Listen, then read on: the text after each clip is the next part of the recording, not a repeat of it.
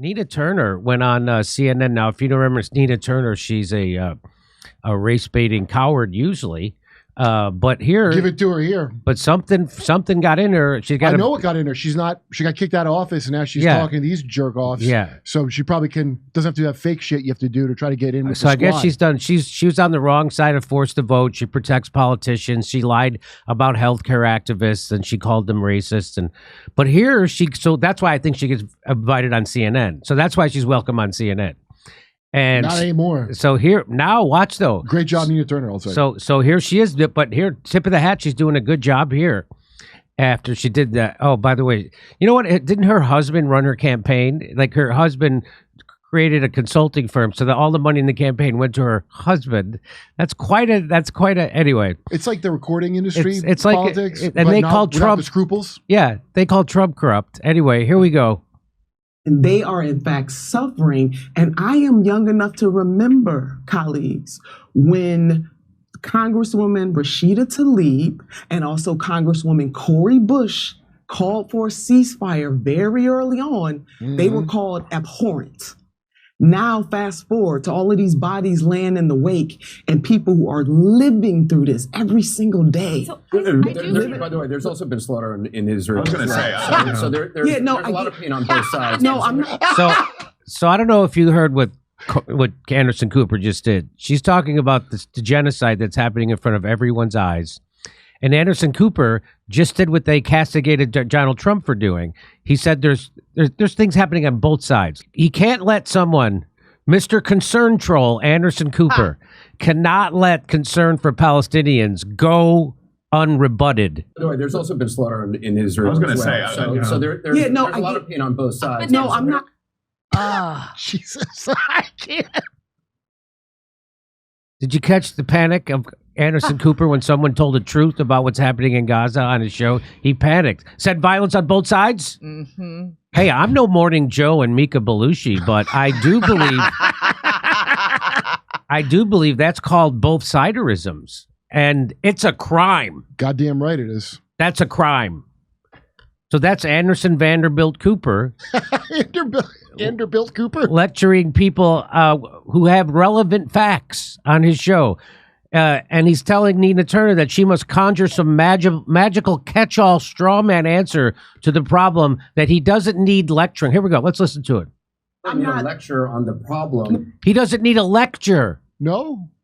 He doesn't need I think you do. I think you do need a lecture. Well, how do I get through to you, Vanderbilt? Yeah. But I'm talking about the politics of this. Hey.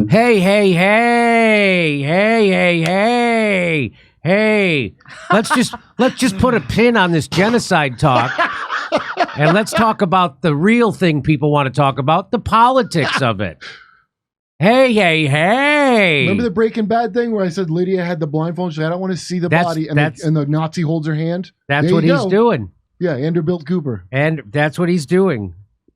Let me play this again. This is so much fun.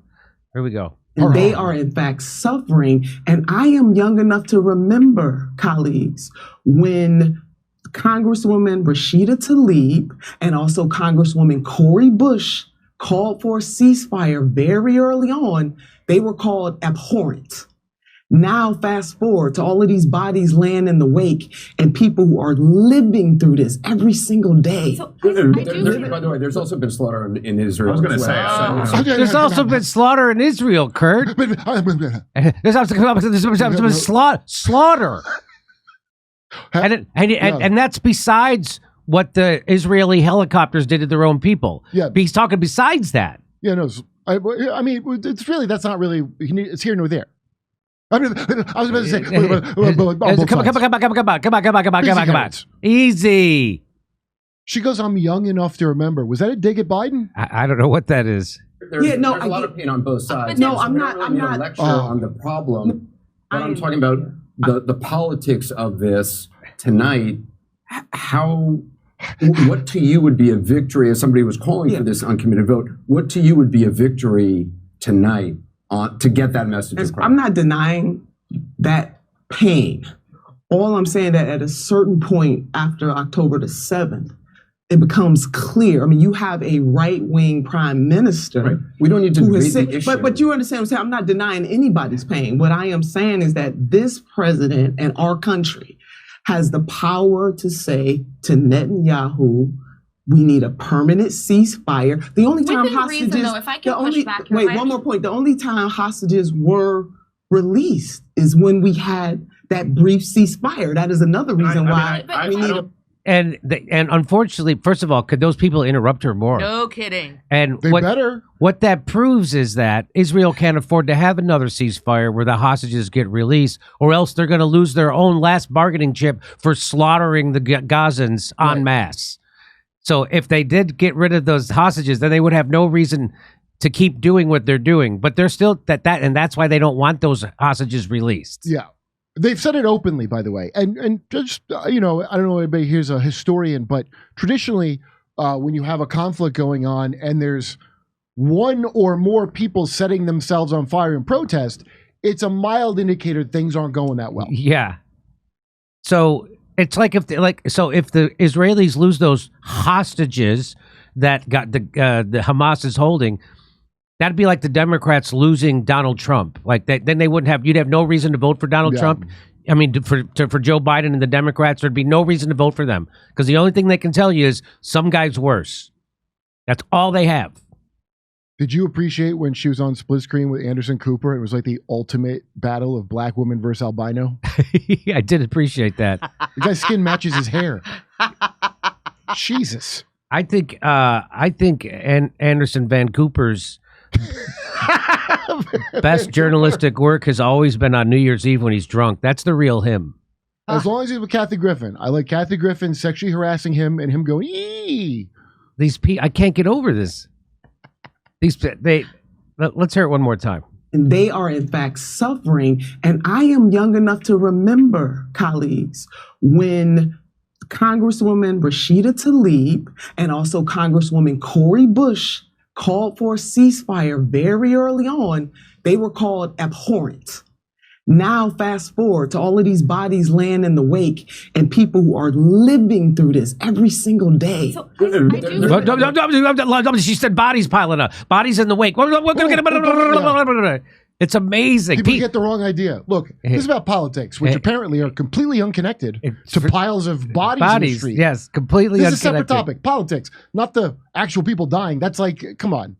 There's also been slaughter in Israel. I was going to say. It's all slaughter. I don't know. I don't read the paper. I'm not lecture on the problem, but I'm talking about the politics of this tonight.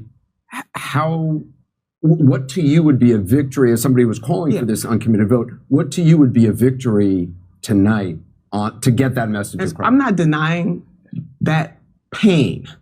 All I'm saying that at a certain point after October the 7th, it becomes clear. I mean, you have a right-wing prime minister. Right. We don't need to debate the issue. But you understand what I'm saying? I'm not denying anybody's pain. What I am saying is that this president and our country has the power to say to Netanyahu, we need a permanent ceasefire. The only time Within hostages, reason, though, if I can push back here, wait, one more point. The only time hostages were released is when we had that brief ceasefire. That is another reason why we need a. Yeah, I know Anderson Cooper and all those people on that panel sound like complete assholes, but maybe they're afraid of being stalked by Michael Rappaport. Do you ever think of that? He will hold you to account. By the way, Michael Rappaport has an actual record of stalking. Yeah, people. you don't remember that? Yeah, I do now. Yeah.